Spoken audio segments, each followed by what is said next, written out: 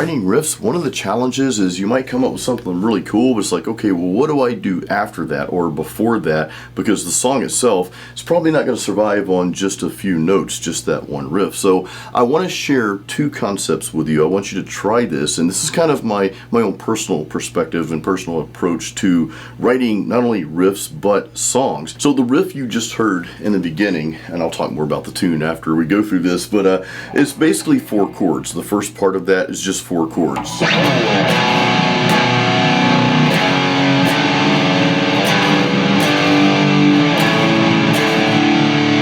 Of course, I play some variations of power chords, but it's in the key of B minor. We're in standard tuning. I'm playing a B power chord. I'm going to an F sharp, a G, and an A. That's it. So just these 4 chords, that's it. There's 2 minors followed by 2 majors, which I kind of like how that flows. But the one thing that I want to point out here is that when I'm writing, this is like the first concept. And you know, these aren't rules for you. This is not like the right or wrong way. This is just my way of doing things. I want to share it with you because I think it might help. But I don't really think about the riff. Of course, you heard like this single note riff that came after that. We'll go through that in a second. But I don't really think about like a single note riff at all. I think more in terms as a chord progression, just like what you heard. So the idea when I first wrote this piece, well, this was just it right here.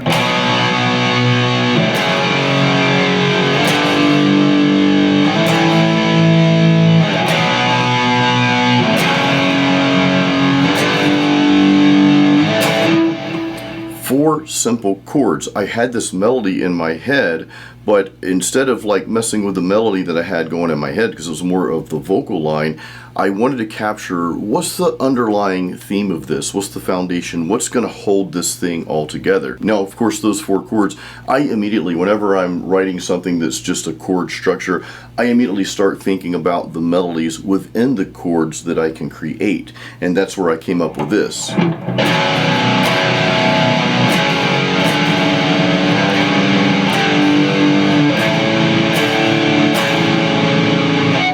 I basically play that, you know, that B power chord, but I'm actually playing the lower 5th, right? I'm starting it with a lower 5th to give it that heavy, chunky sound. So that's just a B power chord, but starting, I've got my first finger fretted across the 2nd fret of the E and A strings there. So I've got that lower 5th. And then I go to the F sharp power chord right over there, and I do a variation of that.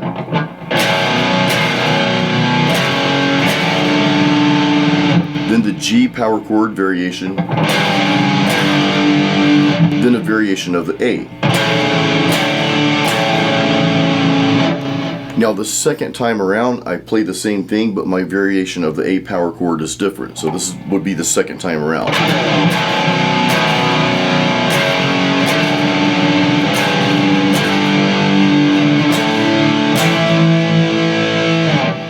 Now these variations, I know I talk about this quite a bit because I just love that. I love the variations for power chords because those to me are they really have more power, no pun intended, power chords, power, but no, seriously, that pun was not intended, but they have more power and more, I guess they're a little bit more captivating than single note riffs sometimes, because they carry the melody within. You're changing that 2nd note of the power chord around, and that chord structure has its own little melody just by changing that 2nd note of the power chord, or I should say just playing a variation of the power chord. You could play straight power chords, that would be just fine. It's really up to you on how you want the song to sound, but I want to make this point real quick. If you're writing something and you're like, man, I'm just playing these power chords, I wish it sounded a little bit different, like I'm feeling something else, but I don't know what to do, just start changing the power chords around a little bit. Start changing some of those notes within the power chord. You can keep the same chord structure is what I'm trying to say, but just change some of those notes around. There are no right or wrong answers here, but that's what I think about first and foremost. Then I start thinking about riffs. Oftentimes the chord progression, the structure comes to me because I've got a melody in my head and I'm trying to piece together, well, what's the foundation of this? What's going to hold this thing together? And it's usually that chord progression throughout. So that's how I approach riff writing. I think about the chord progression first. just start like having this melody. Maybe I'll play it on guitar, but I immediately go to the chord progression. I'm like, okay, what progression is going to fit with this? And that's exciting. That's when all these other ideas start coming together. Because I can almost promise you, if you start playing just a chord progression, even just a random power chord progression, can be fast, can be slow. This song's kind of like I don't know, kind of like medium. I forget the BPM on it. But if you just put that chord progression together, whatever it may be, as you play those simple chords, other ideas will start to form on top of that. Again, your progression, this is kind of like your foundation for the riff and for the song. Then things start to progress. Well, when I got to this part here, I immediately knew that would be the chorus of the song, because I had this vocal melody kind of running in my head. I had like 2 or 3 of them actually. I pulled this one, you know, for some reason I liked it better. But yeah, for that chord progression, that was definitely going to be the chorus. And I'm thinking, I want something that's a little bit different. And that's when I went into this thing here. It's a very simple riff.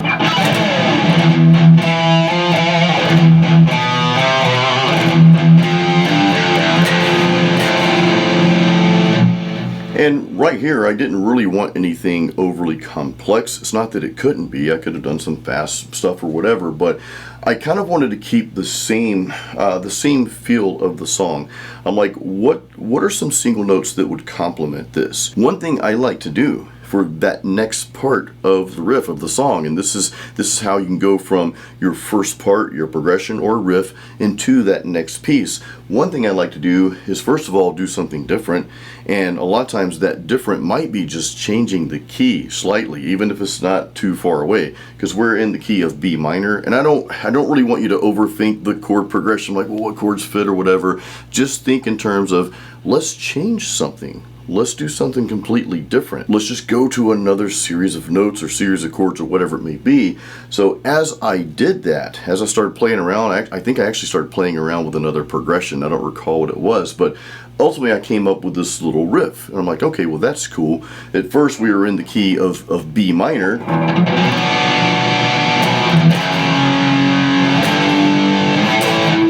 Okay, well now I'm basing this on the open E string, so I'm playing this.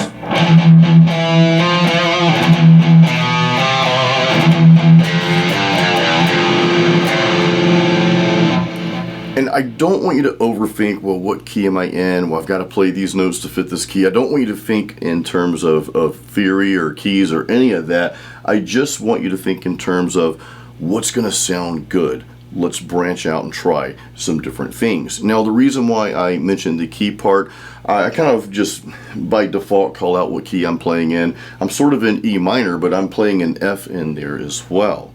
So, I mean, I could be technically in A minor as well, if we wanted to call it that. But I'm playing some other notes in there that kind of go with both. Again, I don't want you to overthink that, because overthinking these things can bring you to a screeching halt in your songwriting, because you get stuck. You're like, oh crap, what key is this in? What note should I play? So I just kind of ball that up and throw it out the window, and you can study that after the fact if you want. Don't let overthinking keys and all that stuff hold you back from continuing. Just play what comes to you and what sounds good, because you're writing the song. This is you writing.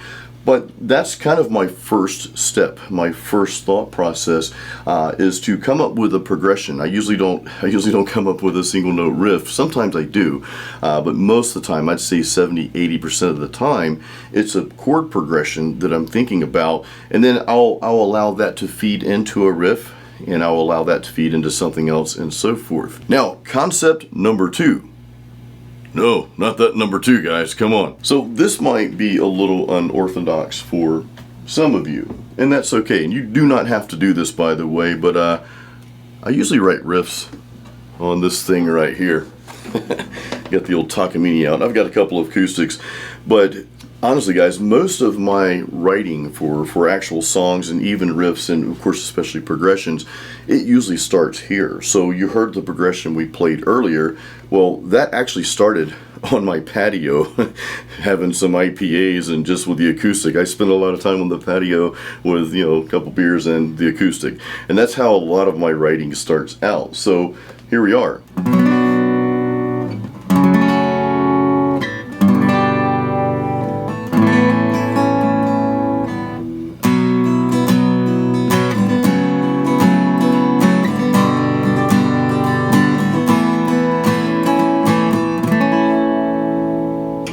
that's how that song was written. And again, I'm not saying you have to go out and buy an acoustic, which I'm certainly not opposed to that. If you don't have one, I don't want to say every guitar player should have an acoustic. I don't like to throw rules on people because I just don't believe in any rules whatsoever when it comes to your riffs, your music, your song.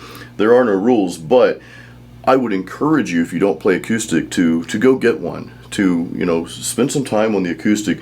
There is something, at least in my opinion, that's just like raw and kind of, I'm going to use the word organic. I know that's overused a lot these days, but it's just an organic instrument. You know, it's the strings, it's the beautiful sound that's coming out, and you can translate everything to the electric later. So I would encourage you, go sit on the patio or sit in your room or whatever, get the acoustic out, go grab one, find one used, or if you want to grab one on, you know, I don't know, Sweetwater or wherever your local shop, you know, pick one up. I would encourage you to do that and just start playing around with chord progressions, and you'll come up with some really cool stuff. And once again, it's easy to take that progression and then go play it on electric. So right here, we've got this.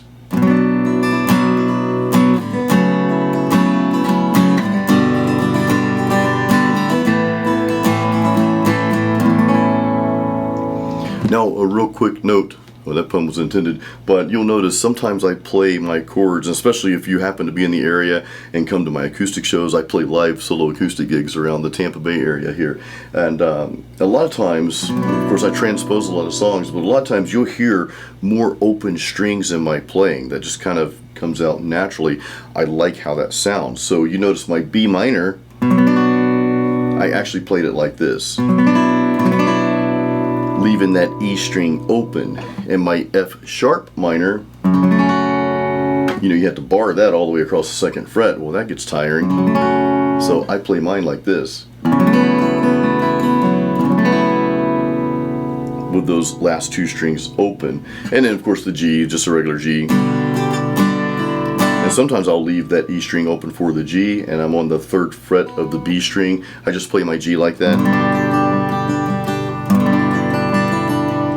And of course just the A.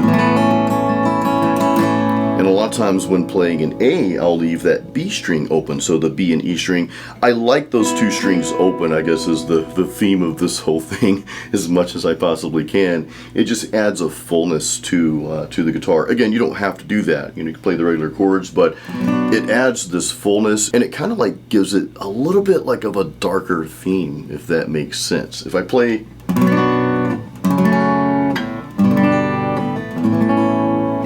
this,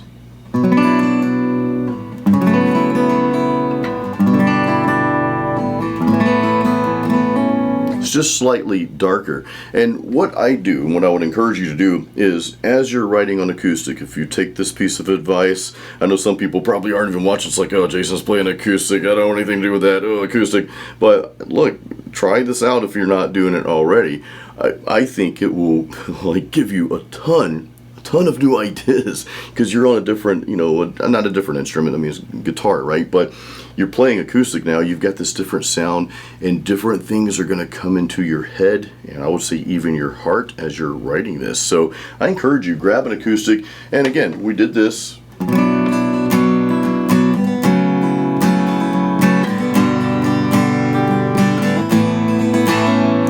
That translated to, let's grab the electric again here.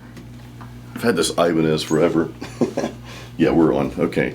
That translated over to, ultimately, this.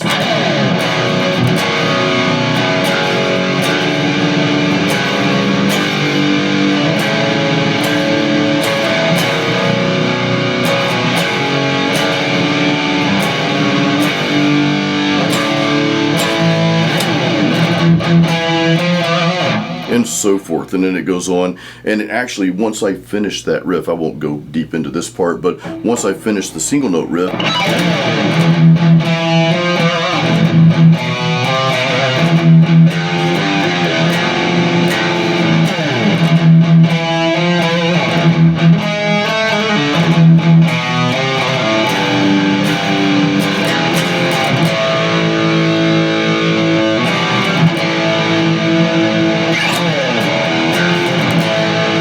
So right there, just to kind of go back to what we were talking about earlier, I changed keys again. You know, I changed keys pretty much again. So we're in the key of B minor. Again, don't get too hung up on, you know, on what chords fit and all that. Just go with what's sounding right. I don't discourage learning the chords and learning theory. I think that's very important, but just don't let it hold you back. In other words, because I've heard people say this before. It's like, well, I got to know this. I'm stumped here.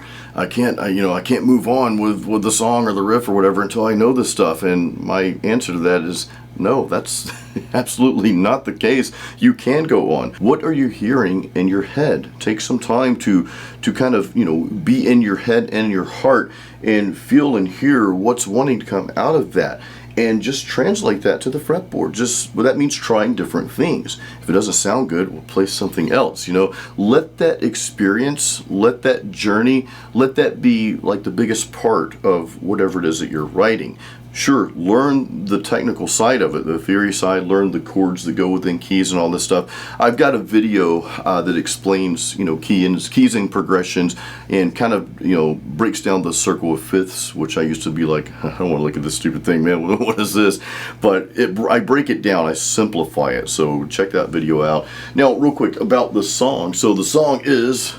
I'm looking at my CDs over here. That's a song off my album, Overcometh. This was released in December 2023. The song that we just went over is called Higher Purpose. It's the third track on this album. And really the song's just about just that. I mean, you're searching for something that's greater than where you're at right now in life.